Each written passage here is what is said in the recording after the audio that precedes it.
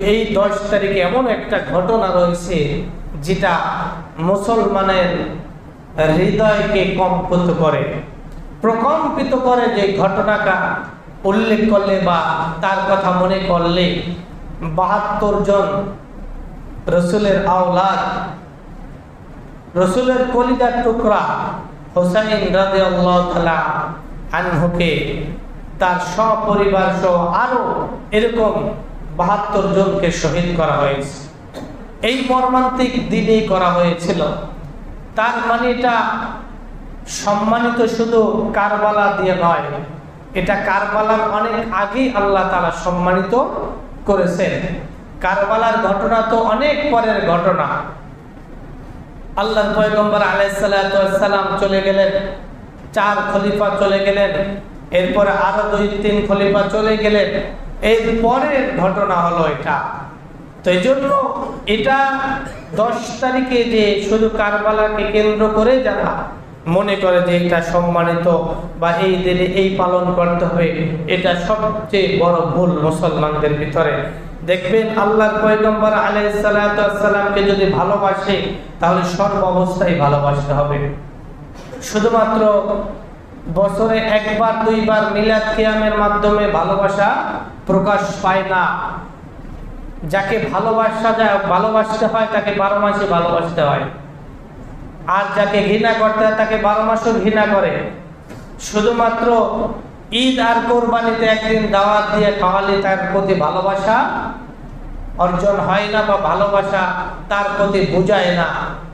কিছু মানুষ আছে বা এই 10ই মুহররমে কারবালার কথা স্মরণ করে এই যে নিজের শরীর থেকে রক্তগুলো ঝরায়।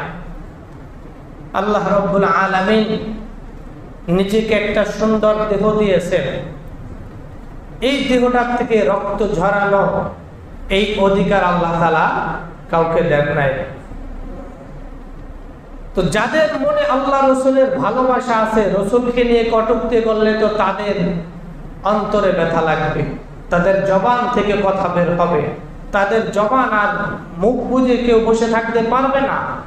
কিন্তু রসুল সাল্লাল্লাহু আলাইহি সাল্লামকে বাদ দিয়ে তার নাতির প্রতি এত ভালোবাসা যে আল্লাহ রসুলের কথাই তারা ভুলে গেছে। নাউযুবিল্লাহ। অথচ কোরআনে যত জায়গায় বলা হয়েছে আতিউল্লাহ ওয়া আতিউর রাসূল, কোন জায়গায় বলা হয় না আতিউল্লাহ ওয়া আতিউল হুসাইন বলা হয়েছে কোরআন শরীফ। কোরআন শরীফে যত আয়াত রয়েছে আতিউল্লাহ, প্রত্যেকটার শেষে রয়েছে ওয়া আতিউর রাসূল। তোমরা আল্লাহর আনুগত্যের পাশাপাশি রাসূলের আনুগত্য করো, তাহলেই তোমরা জান্নাতে যেতে পারবে। আর রাসূলকে বাদ দিয়ে শুধু আল্লাহর আনুগত্য করলা, রাসূলকে বাদ দিলা, তাহলে তোমার এই আল্লাহর আনুগত্য দ্বারাও জান্নাত পর্যন্ত তোমাকে পৌঁছাবে না।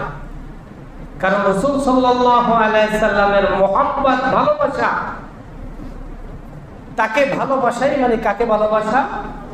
আল্লাহ রাব্বুল আলামিনকে ভালোবাসা।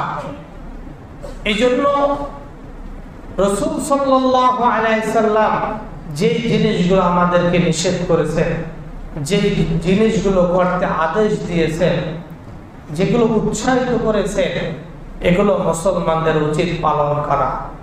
কারণ পয়গম্বর আলাইহিস সালাতু ওয়াস সালাম নিজে এই দিনে রোজা পালন করেছেন এবং সাহাবীদেরকে পালনের জন্য উৎসাহ করেছেন। তাই রোজার মাধ্যমে আল্লাহ রসুলের মহব্বতকে আমরা প্রকাশ করব, যে আল্লাহ রসুল যে কাজটা করেছেন আমিও সেই কাজটা করব। কিন্তু হুসাইন রাদিয়াল্লাহু তাআলা আনহুর ঘটনা, এটা তো অনেক পরের ঘটনা। হুসাইন রাদিয়াল্লাহু তাআলা আনহুর কারবালার কে কেন্দ্র করে শুধুমাত্র হুসাইনের প্রতি ভালোবাসা দেখাতে গিয়ে, এক হুসাইনের প্রতি ভালোবাসা দেখাতে গিয়ে এমনকি হযরতে মুআবিয়া রাদিয়াল্লাহু তাআলা আনহুকেও তারা ছাড়ে না। মুআবিয়া রাদিয়াল্লাহু তাআলা আনহু একজন জলিলে কদর সাহাবী। কেমন সাহাবী? যিনি আল্লাহ রাসূলের ওহীর কাতেব ছিলেন, যিনি আল্লাহ রাসূলের প্রতি ওহী নাজিল হলো, এখন নাজিল হয়েছে, এই কথাগুলো তিনি লিখতেন, লিপিবদ্ধ করে রাখতেন। সেই সাহাবী কখনো ভুল করতে পারে? কারো বিশ্বাস হয়? যারা মনে করবেন সাহাবী ভুল করতে পারে, এটাও চিন্তা করা যাবে কারণ আল্লাহ তাআলা কোরআনে কারিমে সেই কথার দরজা বন্ধ করে দিয়েছেন, রাদিয়াল্লাহু তাআলা আনহুম ওয়া রাদু আন। হে পৃথিবীর মানুষ, শুনে রাখো, কোন সাহাবীদের নিয়ে একটা টু শব্দ বলার তোমাদের অধিকার নাই, কারণ তাদের 1 ঘন্টার শ্রম, 1 ঘন্টার ইবাদত তোমার জীবনের 100 বছরের সিজদার চেয়েও আরো উত্তম। সুবহানাল্লাহ। জিহাদের ময়দানে 1 ধুলাবালু তোমার সারা জীবনের যত ইবাদত করো তার চেয়ে একজন সাহাবীদের ওই ধুলাবালু, পায়ের ধুলাবালু, তার চেয়ে বেশি সওয়াব আল্লাহ তাআলা তাদের দিয়েছেন। সুবহানাল্লাহ। এজন্য কোন সাহাবীর বিদ্বেষে, কোন সাহাবীকে নিয়ে কটূক্তি করা, এই দুঃসাহস কোন মুসলমান যেন না দেখায়। আল্লাহ তাআলাই বলে দিয়েছেন, রাদিয়াল্লাহু তাআলা আনহুম ওয়া রাদু আন। আরে বোকার দল, তারা যদি ভুলও করে থাকে, আমি আল্লাহ তাআলা সেই দরজাগুলো বন্ধ করে তাদের প্রতি আমি সন্তুষ্ট হয়েছি, আর আমার সন্তুষ্টির কারণে তারাও আমার প্রতি সন্তুষ্ট হয়ে গেছেন। সুবহানাল্লাহ। তো যার প্রতি আল্লাহ তাআলা গ্যারান্টি দিয়েছেন, রাদিয়াল্লাহু তাআলা আনহুম, আমি তাদের সকলের প্রতি সন্তুষ্ট।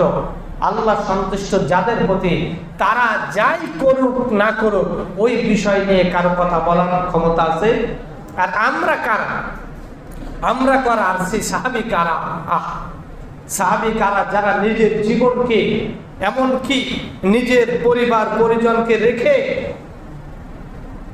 সব কিছু ছেড়ে আল্লাহ রাসূলের সাথে চলে গিয়ে নিজে শাহাদাত বরণ করেছেন, নিজের জীবনকে উৎসর্গ করেছেন। এমনকি বাসর রাতটা কাটানোর আগেই, বাসর রাত আজকে এই রাতটা শেষ হওয়ার আগেই জিহাদের ডাকে চলে গিয়েছেন, সেখানে গিয়ে শহীদ হয়েছেন। পয়গম্বর আলাইহিস সালাতু ওয়াস সালাম ওই সাহাবী মারা যাওয়ার পরে জানাজায় যখন শরীক হলেন, আল্লাহ রাসূল 2 পায়ে বৃদ্ধ আঙ্গুল দিয়ে ভর করে যাচ্ছিলেন। সাহাবারা জিজ্ঞেস করলেন, ইয়া রাসূলুল্লাহ, এভাবে তো আপনাকে কখনো হাঁটতে দেখি নাই, এর হাঁটার কারণ কি? আল্লাহর পয়গম্বর আলাইহিস সালাতু ওয়াস সালাম বলেন, আমি যা দেখি তোমরা তা দেখো না।